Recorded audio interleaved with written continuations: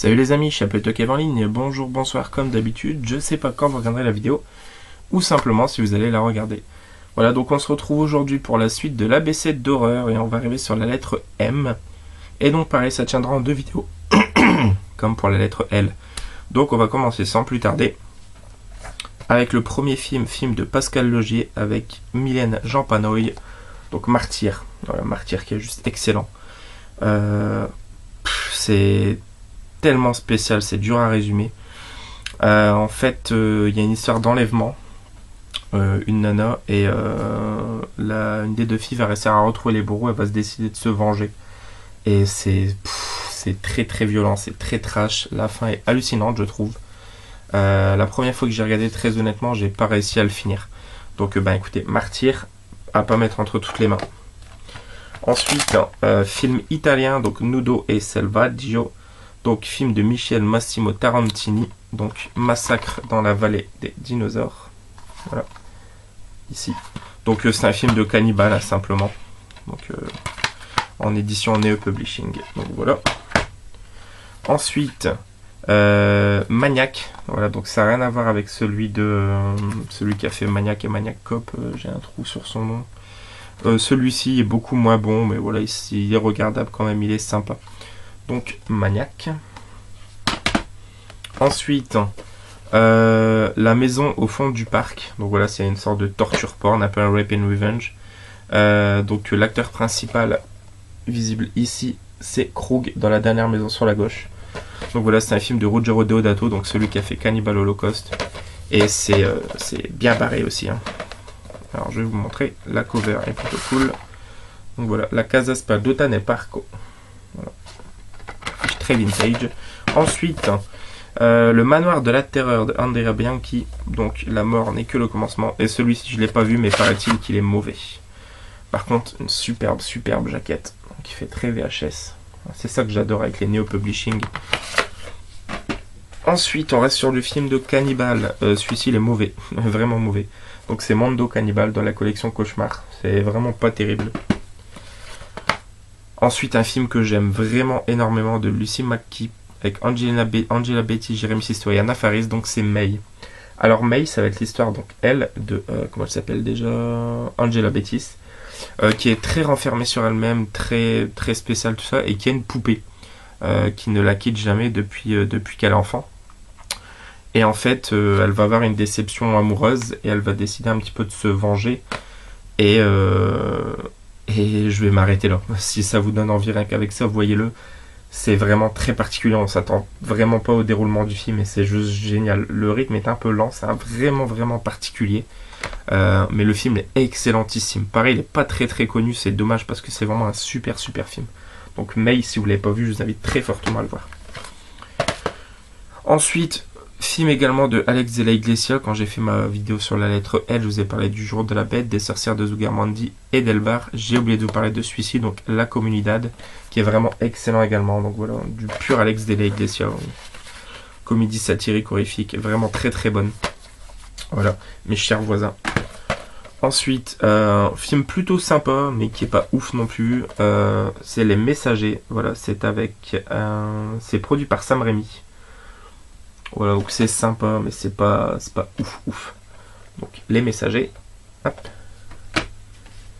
Ensuite, un film original, Meurtre à la Saint-Valentin, donc l'original. Slasher, donc il se déroule le jour de la Saint-Valentin avec des mineurs, je crois, qui reviennent à la surface. Je sais plus exactement, ça fait longtemps que je l'ai pas vu. Meurtre à la Saint-Valentin. Et le remake en 3D totalement inutile. Très beau remake, voilà, très cool. L'original est très bon, mais le remake est vraiment très bon aussi. Donc deux films bien sympas. Ensuite, un film pareil, la première fois que j'ai vu, j'ai eu beaucoup de mal avec. Donc c'est adapté, c'est de Clive Barker. Donc c'est avec Bradley Cooper et Vinnie Jones. Ouais, ça s'appelle Midnight Meat Train. En fait, Bradley Cooper joue un photographe. Et il va se retrouver dans un train de nuit. Où il va s'apercevoir qu'un homme massacre des gens en fait. Il va être fasciné et intrigué par cet homme. Et va s'en rapprocher, essayer de le filmer, voir tout ça. Et c'est vraiment complètement barré. Il y a des scènes très violentes dans le film. Midnight Meat Train. Ensuite, de Guillermo del Toro, voilà, un excellent film, je trouve, qui n'a pas trop mal vieilli en plus, donc c'est Mimic. voilà, avec des espèces d'araignées géantes. Enfin, c'est vraiment particulier, ça se passe dans un métro. À savoir qu'il y a 3 films, donc j'ai le 2 également. Voilà, ici, Mimic 2. D'ailleurs, on voit une araignée là, qui est beaucoup moins bon, mais qui est sympa quand même. Par contre, le 3 est mauvais. Mimic 2. Et le 3, je ne l'ai pas. Ensuite, on passe sur une saga cultissime.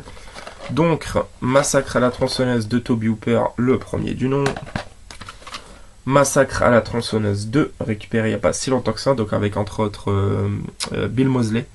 Voilà, qu'on retrouve bien évidemment dans The Devil's Rejects par exemple. Hein, c'est celui qui joue Otis Firefly. Donc, Massacre à la tronçonneuse 2. Ensuite, Leatherface, aka Massacre à la tronçonneuse 3.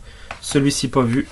Massacre à la tronçonneuse 4, j'avais vu assez jeune et c'est pas vraiment bizarre. Avec Renée Zellweger et Matthew McConaughey. Donc voilà, je crois qu'il se fait violenter dedans Leatherface. Il y a une histoire de travelo, quelque chose comme ça. Enfin, c'est vraiment chelou. Voilà, Leatherface, nouvelle génération. Ensuite, Massacre à la tronçonneuse d'après une histoire vraie. Donc je crois que c'est une sorte de remake en fait. Donc voilà, c'est celui avec Jessica Biel, hein, donc dédicace Tanguy. C'est la superbe édition en forme de tronçonneuse.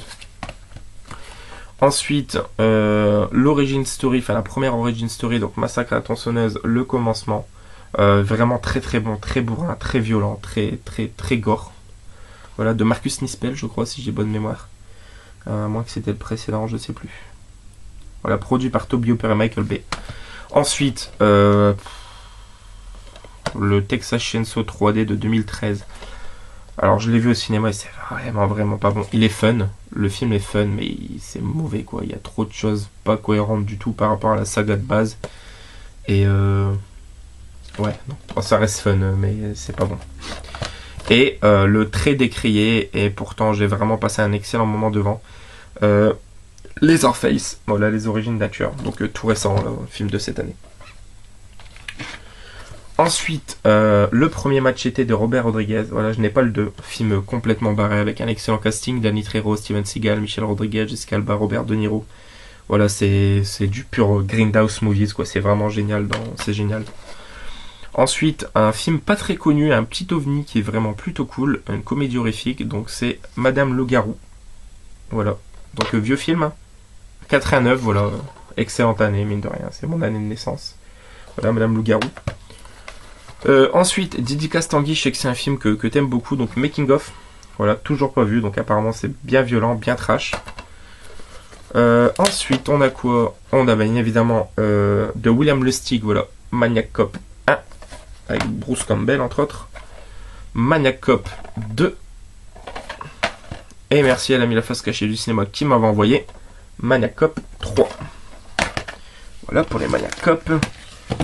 Ensuite, comédie horrifique cultissime des années 90, vraiment excellente. Voilà, donc c'est La main qui tue. Voilà, c'est vraiment très très bon ça.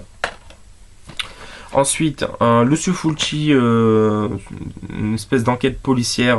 Celui-là, je l'ai pas vu, je crois. Donc, La malédiction du pharaon. Voilà. Ensuite, un très très très très très bon film espagnol qui met vraiment mal à l'aise. Donc, c'est le réalisateur de Rec. Ça s'appelle Malveillance. Et c'est vraiment vraiment particulier en fait. C'est une histoire d'un gardien d'immeuble qui est complètement barré et qui va emmerder un couple, je crois, de son immeuble, et il y a une histoire de voyeurisme, tout ça. C'est très très très malsain comme film. Et écoutez, Malveillance, je vous invite vraiment à le voir si vous l'avez pas vu. C'est vraiment très très bon. Ensuite, film que j'ai beaucoup aimé, production Guillermo del Toro. Voilà, c'est avec Jessica Chastain. Et c'est réalisé par Andy Muschietti, voilà, donc celui qui a fait la nouvelle adaptation du film Ça. Donc voilà, c'est Mama. Et j'ai vraiment vraiment beaucoup aimé. Donc l'histoire de deux petites filles qui, suite à la mort de leur mère, je crois, non, de leur père, je sais plus, bref, elles vont se retrouver dans une cabane en fait toutes les deux. Il y a une espèce d'entité maléfique ou non qui va les protéger. Et elle va être présente pendant tout le film, puisque en fait je sais plus c'est qui. Ah oui, Nicolas Coster-Waldau, donc voilà celui qu'on retrouve dans Game of Thrones qui joue qui joue Jimmy Lannister. Voilà, c'est le père de famille. Et c'est vraiment très très bon, c'est bien poétique, la fin est superbe. C'est un petit peu flippant, la créature justement, Mama, est vraiment très particulière. Et bah, j'ai vraiment beaucoup aimé, donc je vous invite à le voir si vous ne l'avez pas vu, Mama. Ensuite, voilà, donc film que j'ai découvert cette année, que ce soit l'original de William Lustig et le remake de Alexandre Aja, enfin produit par Alexandre Aja mais de Frank Calfoun. Donc l'original c'était avec Joe Spinell et Caroline Munro, donc c'est Maniac. Voilà, j'ai adoré ce film, j'ai pris une énorme claque dans la tronche. Et le remake avec Elijah Wood que j'ai vraiment beaucoup aimé aussi. Je le mets juste un cran en dessous de l'original, mais c'est vraiment très très très très très bon comme remake. Donc Maniac. Pour terminer la première partie, donc voilà les amis, j'espère que ça vous aura plu. On se retrouve donc très très vite pour la suite de la lettre M. Joyeux Ananif, ciao ciao.